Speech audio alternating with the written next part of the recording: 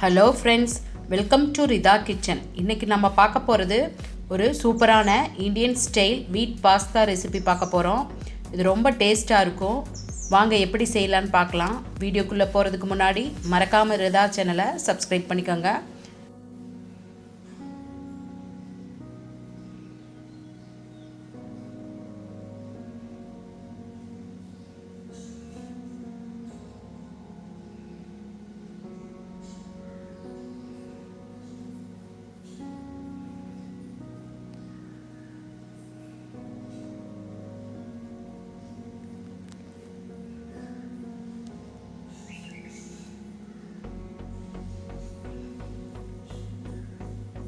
இதுக்கு நான் இந்த மாதிரி பாஸ்தா எடுத்திருக்கேன். போ டைப்பில் வீட் பாஸ்தா தான் எடுத்திருக்கேன். வீட் பாஸ்தா நல்ல ஹெல்த்தியானது கூட. பாருங்கள், இந்த மாதிரி எடுத்திருக்கேன். இது ஒரு 1/2 kg எடுத்திருக்கேன். இதை நம்ம ஃபஸ்ட்டு இதை நம்ம ஒரு 3/4 வேக வச்சுக்கலாம். அதுக்கு நான் தண்ணி வச்சுருக்கிறேன். அதில் உப்பு ஆட் பண்ணி 1 டேபிள் ஸ்பூன் ஆயிலும் விட்டுக்கலாம். விட்டு நல்லா தண்ணி கொதிச்சோன்னே நம்ம பாஸ்தாவை ஆட் பண்ணி, பாஸ்தா ஒரு 3/4 வெந்தால் போதும். ரொம்ப வெந்துடக்கூடாது. ரொம்ப வெந்தால் ஒரு மாதிரி கொல கொலன்னு ஆயிரும். அதனால் ஒரு 3/4 வெந்தால் போதும்.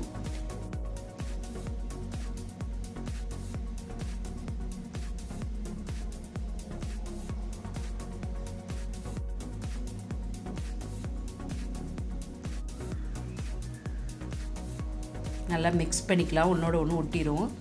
நல்லா மிக்ஸ் பண்ணிவிட்டு இது வேகிறதுக்கு 10 to 15 மினிட்ஸ் ஆகும். பாருங்கள், இந்த மாதிரி வெந்து இதை நம்ம வடித்து வச்சுக்கலாம். வடித்து நல்லா ஆற வச்சுக்கணும். அதே பேனில் ஒரு 2 டேபிள் ஸ்பூன் ஆயில் விட்டுக்கலாம். ஆயில் விட்டுட்டு ஒரு 7 பல் பூண்டை சின்ன சின்னதாக சாப் பண்ணி சேர்த்துக்கணும். இதை நம்ம எல்லாமே ஹையில் தான் வச்சு குக் பண்ண போகிறோம். நல்லா பூண்டு இந்த அளவுக்கு வணங்கணுன்னே பெரிய வெங்காயம் 1 சின்ன சின்னதாக சாப் பண்ணியிருக்கேன். கேரட் 1 எல்லாம் ஒரே சைஸில் கட் பண்ணணும். கேப்சிகம் ஒரு 1/2 கேப்சிகம். பீன்ஸ் ஒரு 100 கிராம் எடுத்து சின்னதாக சாப் பண்ணிக்கணும். இதில் நம்ம கார்ன் வேணாலும் சேர்த்துக்கலாம். நல்லா டேஸ்ட்டாக இருக்கும்.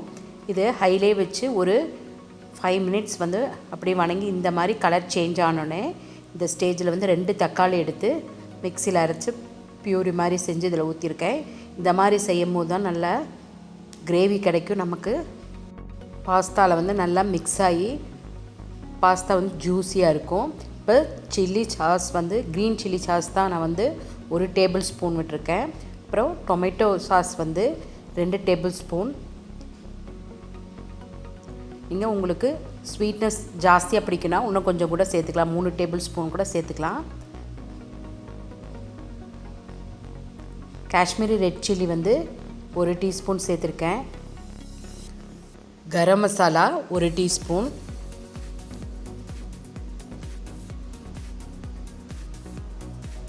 பெப்பர் 1/2 டீஸ்பூன் சேர்த்துருக்கேன். நம்ம கடைசியில் பெப்பர் இன்னும் கொஞ்சம் சேர்த்துக்கலாம்.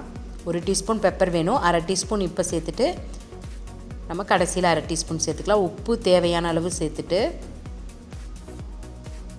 நல்லா மிக்ஸ் பண்ணிக்கணும். மிக்ஸ் பண்ணிவிட்டு இந்த தக்காளியோட பச்சை வாசம் போகிறது வரை நல்லா மிக்ஸ் பண்ணிக்கணும். மிக்ஸ் பண்ணி இது அப்படியே நல்லா வணங்கட்டும். இது வணங்குறதுக்கு ஒரு 3 to 5 மினிட்ஸ் ஆகும். அப்படியே அடுப்பை சிம்மில் வச்சுட்டு அப்படியே வணங்கட்டும். எண்ணெயெல்லாம் பிரிஞ்சு வரும்போது இந்த மாதிரி நம்ம எந்த டைப் பாஸ்தாவில் செஞ்சாலும் சூப்பராக இருக்கும். இது குழந்தைகளுக்கெல்லாம் ரொம்ப பிடிக்கும். நம்ம வீட்டில் செய்கிறதுனால ரொம்ப ஹெல்த்தியும் கூட. இது நம்ம டிஃபன் பாக்ஸ் ரெசிபியாகவும் ஸ்கூலுக்கு கூட கொடுத்து விட்டுக்கலாம். இப்போ நான் பாஸ்தா வடித்த தண்ணியை வேஸ்ட் பண்ணாமல் நான் இதிலே சேர்த்துக்கிறேன். நம்ம அந்த கிரேவி கொதித்து வர்றதுக்காக, கொதித்து அந்த பச்சை வாசம் போகிறதுக்காக அந்த பாஸ்தாவோட தண்ணியவே இதில் சேர்த்துக்கலாம். இப்போ இதை நல்லா மிக்ஸ் பண்ணிவிட்டு இந்த ஸ்டேஜில் நம்ம சாட் மசாலா ஒரு 1/2 டீஸ்பூன் சேர்த்துக்கலாம். சாட் மசாலா சேர்த்தும் போது நல்ல டேஸ்ட் சூப்பராக இருக்கும். 1/2 டீஸ்பூன் சேர்த்துனா போதும். ரொம்ப ஜாஸ்தியாக சேர்த்துற வேணாம். இது சேர்த்துட்டு நல்லா மிக்ஸ் பண்ணிக்கணும். பாருங்கள், தண்ணி ஓரளவு ட்ரை ஆயிடுச்சு. இன்னும் கொஞ்சம் நேரம் இருந்தால் போதும்.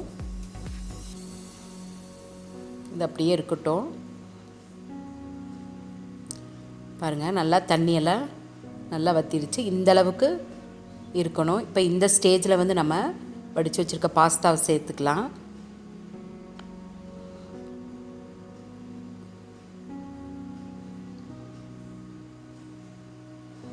சேர்த்து நல்லா மிக்ஸ் பண்ணிக்கலாம்.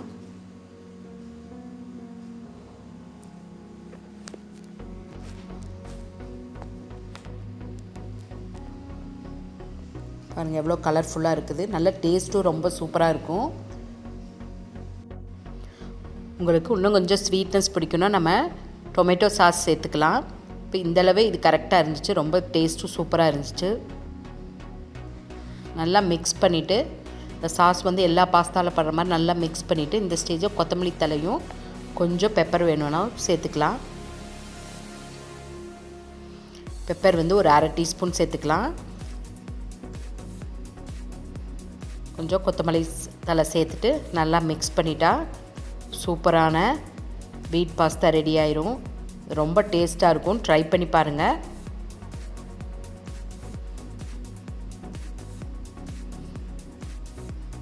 ஓகே ஃப்ரெண்ட்ஸ், உங்களுக்கு பிடிச்சிருக்குன்னு நினைக்கிறேன். பிடிச்சிருந்துச்சுன்னா மறக்காமல் RIDHAA சேனலை சப்ஸ்கிரைப் பண்ணிக்கோங்க.